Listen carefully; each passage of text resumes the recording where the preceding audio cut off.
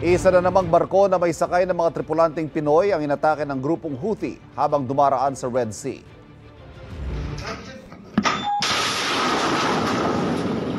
Kuha yan sa mismong pag-atake sa MV Transworld Navigator. Nagkabasag-basag ang ilang bahagi ng barko kabilang ang cabin kung saan tumutuloy ang mga tripulante. Ayon kay Migrant Workers Secretary Hans Kakdak, ligtas lahat ang 27 tripulanteng Pinoy ng MV Transworld Navigator. Naayos raw ang pagpapauwi sa kanila. Kinumpirma ng Houthi na kabilang ang naturang barko sa dalawang inatake nila.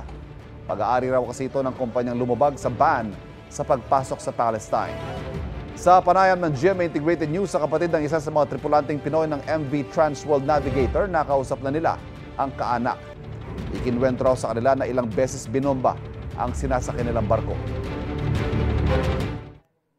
Wala na kaming tigil sa kakaiyak nung araw na yon. Kasi lalo pa nung nakita ko yung video nung umaapoy, parang sabi ko, hindi ko kakayanin na, 'di ba, mamatay yung kapatid ko sa ganyang sitwasyon.